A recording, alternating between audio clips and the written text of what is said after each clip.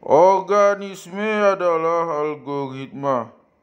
Bagaimana kita bisa yakin bahwa binatang-binatang seperti babi sesungguhnya memiliki dunia kebutuhan subjektif, sensasi, dan emosi?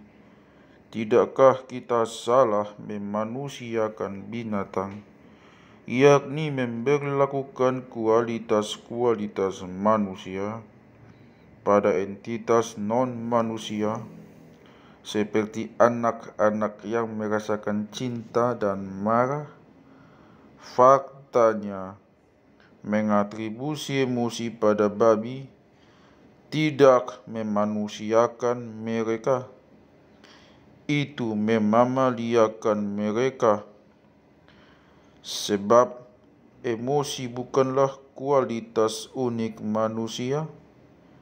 Emosi lazim pada semua manusia, di samping pada semua burung dan mungkin sebagian reptil, bahkan ikan. Semua mamalia mengevolusi kemampuan dan kebutuhan emosional, dan dari fakta bahwa babi-babi itu mamalia, kita bisa dengan aman menyimpulkan bahwa mereka punya emosi. Dalam beberapa dekade belakangan ini, para ilmuwan telah menunjukkan bahwa emosi bukan fenomena spiritual misterius yang hanya berguna untuk menulis puisi dan mengarang simfoni. Namun emosi adalah algoritma biokimiawi yang vital bagi survival dan reproduksi semua mamalia. Apa artinya ini? Baiklah, mari kita mulai dengan menjelaskan apa algoritma itu.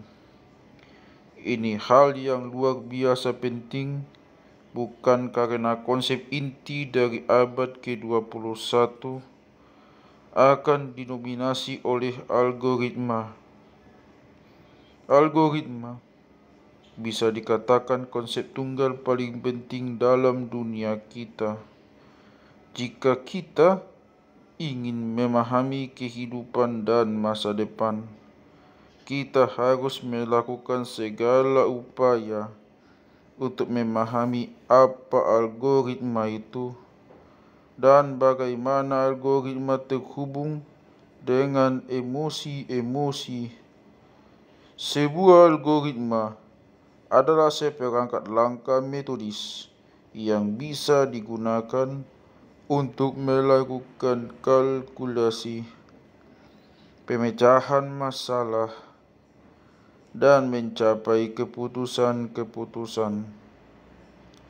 Sebuah algoritma bukan kalkulasi khusus, melainkan metode yang diikuti ketika membuat kalkulasi. Misalnya, jika Anda ingin mengkalkulasi rata-rata antara dua anggota, Anda bisa menggunakan sebuah algoritma sederhana. Algoritma menyatakan, langkah pertama, jumlahkan dua angka. Langkah kedua, bagi dua angka itu. Ketika Anda memasukkan 4 dan 8, Anda mendapatkan 6. Ketika Anda memasukkan angka 117 dan 231, Anda mendapatkan 174. Contoh yang lebih rumit adalah resep masakan. Sebuah algoritma untuk menyiapkan sup sayuran mungkin menuntun kita. Panaskan setengah cangkir minyak dalam wajan, iris halus 4 siung bawang, Goreng bawang sampai berwarna keemasan. Potong-potong 3 kentang dan tambahkan ke dalam wajan. Iris tipis-tipis kubis dan tambahkan ke wajan. Dan seterusnya. Anda bisa mengikuti algoritma yang sama puluhan kali. Setiap kali menggunakan sayuran yang berbeda, sehingga menghasilkan sup yang agak berbeda. Namun, algoritmanya tetap sama. Sebuah resep sendiri tidak bisa membuat sup. Anda perlu seseorang untuk membaca resep dan mengikuti langkah-langkah yang diresepkan. Namun, Anda bisa membangun sebuah mesin yang menampung algoritma ini dan mengikutinya secara otomatis. Lalu Anda hanya butuh menyediakan kepada mesin itu aliran listrik dan sayur-sayurannya, dan ia akan menyiapkan sup sendiri. Memang belum banyak mesin sup di sekitar Anda, tetapi Anda mungkin kenal dengan yang namanya mesin penjual minuman. Mesin-mesin seperti itu biasanya punya slot koin, lubang untuk gelas, dan deretan tombol. Deretan pertama menyediakan tombol untuk kopi, teh, dan coklat. Deret kedua bertanda tanpa gula, 1 sendok gula, 2 sendok gula. Deret ketiga menunjukkan susu kedelai dan tanpa susu.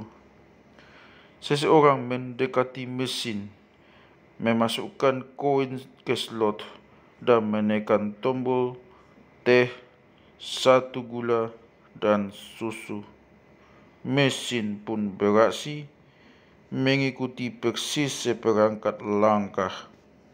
Ia menjatuhkan 1 kantung teh ke gelas, menuang air mendidih, menambahkan sesendok gula dan susu, dan ding, segelas teh manis muncul. Inilah algoritma. Dalam beberapa dekade terakhir ini, para ahli biologi telah mencapai kesimpulan tegas bahwa orang yang menekan tombol-tombol dan minum teh itu juga sebuah algoritma. Sebuah algoritma yang lebih rumit daripada mesin penjual itu tak diragukan lagi, tetapi masih sebuah algoritma. Manusia adalah algoritma yang tidak menghasilkan berkelas-kelas teh, tetapi tiruan-tiruan dari diri mereka sendiri, seperti mesin penjual yang jika Anda menekan kombinasi tombol yang tepat, menghasilkan mesin penjual lainnya. Algoritma yang mengendalikan mesin-mesin penjual bekerja dengan gir-gir mekanik dan sirkuit elektrik. Algoritma yang mengendalikan manusia bekerja dengan sensasi-sensasi, emosi-emosi, dan pikiran-pikiran. Dan algoritma yang sama persis mengendalikan babi, babon, berang-berang, dan ayam. Perhatikanlah misalnya problem survival berikut ini. Seekor babon melihat sejumlah pisang menggantung di pohon, tetapi juga melihat seekor singa sedang mengintai di dekatnya. Apakah babon akan mempertaruhkan nyawanya untuk pisang-pisang itu? Itulah kenapa ada problem matematika untuk mengalkulasi probabilitas kemungkinan bahwa babon akan mati kelaparan jika tak makan pisang-pisang itu, versus kemungkinan bahwa singa akan menangkap babon itu. Untuk memecahkan problem ini, babon perlu memperhatikan banyak data. Berapa jauh saya dari pisang, seberapa jauh singa, seberapa cepat saya bisa lari, seberapa cepat singa bisa lari, apakah singa bangun atau tidur, apakah singa itu tampak lapar atau kenyang, ada berapa banyak pisang di sana, apakah besar atau kecil, hijau atau sudah ranum. Selain data eksternal ini, babon juga harus memperhitungkan informasi tentang kondisi-kondisi dalam tubuhnya sendiri. Jika ia kelaparan, masuk akal untuk memberitahukan segalanya demi pisang-pisang itu, apapun rintangannya. Sebaliknya, jika ia baru makan dan pisang-pisang itu ternyata masih hijau, mengapa harus ambil risiko? Agar bisa menimbang semua variabel dan probabilitas ini, babon masih memerlukan algoritma yang lebih rumit dari algoritma yang mengendalikan mesin penjual otomatis. Imbalan untuk membuat kalkulasi yang tepat juga lebih besar. Imbalannya adalah survival babon. Seekor babon penakut yang algoritmanya terlalu tinggi mengestimasi bahaya akan kelaparan sampai mati, dan gen-gen yang membentuk algoritma pengecut ini akan lenyap bersamanya. Seekor babon yang nekat, yang algoritmanya merendahkan bahaya, akan menjadi santapan singa-singa, dan gen-gen kecerobohannya juga akan gagal sampai ke generasi berikutnya. Algoritma-algoritma ini menjalani kendali mutu terus-menerus oleh seleksi alam. Hanya binatang yang mampu mengkalkulasi probabilitas dengan benar bisa meninggalkan keturunan di belakangnya. Tetapi semua ini sangat abstrak. Bagaimana sesungguhnya babon mengalkulasi probabilitas? Ia sudah pasti tidak menarik pensil dari belakang telinganya, buku catatan dari tas punggungnya, dan mulai menghitung kecepatan lari dan tingkat energi dengan kalkulator. Namun seluruh tubuh babon adalah kalkulator. Apa yang kita sebut sensasi-sensasi dan emosi-emosi sesungguhnya adalah algoritma. Babon merasakan lapar, merasakan takut dan gemetaran melihat singa, dan ia merasakan mulutnya berliur karena melihat pisang-pisang. Dalam sepersekian detik, ia mengalami badai sensasi, emosi dan hasrat yang tidak lain adalah proses kalkulasi. Hasilnya akan tampak sebagai sebuah perasaan. Babon itu tiba-tiba merasakan semangatnya naik, rambutnya berdiri, ototnya menegang, dadanya membusung, dan ia akan menghela napas dan maju. Aku bisa melakukannya ke pisang. Alternatifnya, ia mungkin dikalahkan oleh rasa takut. Pundaknya luruh, perutnya mual, kakinya membawanya lari, dan mama singa tolong. Terkadang probabilitas begitu imbang sehingga sulit untuk memutuskan. Ini juga akan memanifestasikan diri sebagai sebuah perasaan. Babon akan merasa bingung dan ragu-ragu. Ya, tidak, sialan, tak tahu harus bagaimana. Agar bisa mewariskan gen ke generasi selanjutnya, tidak cukup hanya dengan memecahkan problem survival. Binatang juga perlu memecahkan problem reproduksi, dan ini bergantung pada kemampuan mengalkulasi probabilitas. Seleksi alam mengevolusi gairah dan kemuakan sebagai algoritma cepat untuk mengevaluasi keganjilan reproduksi. Kecantikan berarti peluang untuk memiliki keturunan yang sukses. Ketika seorang perempuan melihat laki-laki dan membatin, wow dia tampan, dan ketika merak betina melihat merak jantan dan berseru, Yesus, alangkah indahnya ekor itu, mereka sedang melakukan sesuatu yang serupa dengan mesin penjual otomatis. Ketika bayangan tubuh si jantan menumbuk retina betina, algoritma yang luar biasa kuat yang diasah selama jutaan tahun evolusi pun beraksi. Dalam sepersekian detik, algoritma mengubah isyarat kecil pada penampilan eksternal jantan menjadi probabilitas reproduksi dan mencapai kesimpulan. Dalam semua kemungkinan, pejantan ini sangat sehat dan subur dengan gen yang istimewa. Jika saya berpasangan dengannya, keturunan saya juga kemungkinan akan menikmati kesehatan yang bagus dan gen-gen yang istimewa. Tentu saja, kesimpulan ini tidak diujarkan dalam kata-kata atau angka-angka, tetapi dalam gairah membara daya tarik seksual. Merak-merak betina dan kebanyakan perempuan tidak melakukan kalkulasi semacam itu dengan pena dan kertas. Mereka hanya merasakannya. Bahkan peraih Nobel bidang ekonomi hanya membuat bagian kecil dari keputusan-keputusannya dengan menggunakan pena, kertas, dan kalkulator.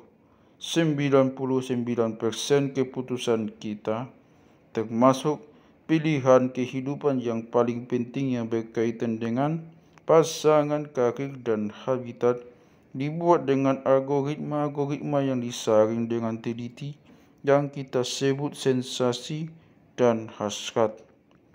Karena algoritma-algoritma ini mengendalikan hidup semua mamalia dan burung, dan mungkin sebagian reptil dan bahkan ikan, ketika manusia, babun, dan babi merasa takut, proses-proses neurologis yang serupa terjadi dalam area otak yang sama. Karena itulah, kemungkinan manusia yang ketakutan, babun yang ketakutan, dan babi yang ketakutan memiliki pengalaman yang sama. Tentu saja ada perbedaan-perbedaan juga. Babi tidak mengalami kondisi-kondisi ekstrem kasih sayang dan kekejaman yang mencirikan Homo sapiens. Juga rasa masgul yang menguasai seorang manusia ketika menatap langit berbintang yang tak berbatas. Mungkin pula ada contoh-contoh sebaliknya dari emosi-emosi babi yang tak dirasakan manusia, tetapi saya tidak bisa menyebutkan satu pun karena beberapa alasan yang jelas. Namun satu emosi yang tampaknya dimiliki semua mamalia adalah ikatan ibu dan anak. Sungguh, itulah yang menyebabkan mereka disebut mamalia. Kata mammal berasal dari bahasa Latin yang berarti payudara. Ibu-ibu mamal mencintai keturunan mereka begitu besar sehingga membolehkan mereka menetek dari tubuhnya. Anak-anak mamal di sisi lain merasakan hasrat yang besar untuk berdekatan dengan ibu mereka dan tetap berada dekat dengannya. Dalam dunia liar, anak-anak babi, sapi, dan anjing yang tak mau bersedekat dengan ibunya jarang bertahan hidup lama. Sampai masa sekarang itu berlaku juga pada anak-anak manusia. Sebaliknya, seekor babi jantan, sapi atau anjing yang karena mutasi tertentu yang langka tidak peduli pada anaknya mungkin hidup lama dan nyaman tetapi gen-gennya tidak akan terwariskan ke generasi berikutnya. Logika yang sama berlaku juga pada jerapah, kelelawar paus, dan landak. Kita bisa berdebat tentang emosi-emosi yang lain, tetapi karena anak-anak mamalia tidak bisa bertahan hidup tanpa perawatan ibu, maka jelas bahwa cinta keibuan dan ikatan ibu anak yang kuat mencirikan semua mamalia. Butuh waktu bertahun-tahun bagi para ilmuwan untuk mengakui ini. Belum lama para psikolog meragukan pentingnya ikatan emosional antara orang tua dan anak, bahkan di kalangan manusia. Pada paruh pertama abad ke-20 dan terlepas dari adanya pengaruh teori Freud, aliran behavioris dominan berpendapat bahwa hubungan-hubungan antara orang tua dan anak-anak dibentuk oleh umpan balik material, bahwa anak-anak memerlukan utamanya makanan, tempat bernaung, dan perawatan kesehatan, dan bahwa anak-anak terikat dengan orang tua mereka semata-mata karena orang tua memenuhi kebutuhan material mereka.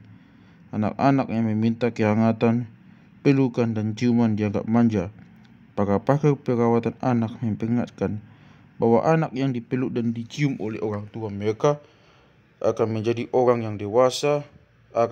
orang dewasa yang miskin, egoistis, dan tidak tenang. John Watson, satu otoritas perawatan anak terkemuka pada era 1920-an, dengan tajam menasihatkan, jangan pernah memeluk dan mencium anak-anakmu. Jangan pernah membiarkan mereka duduk di pangkuanmu. Jika terpaksa, ciumlah mereka sekali di kening saat mereka mengatakan selamat malam. Berjabat tangan mereka pada pagi hari.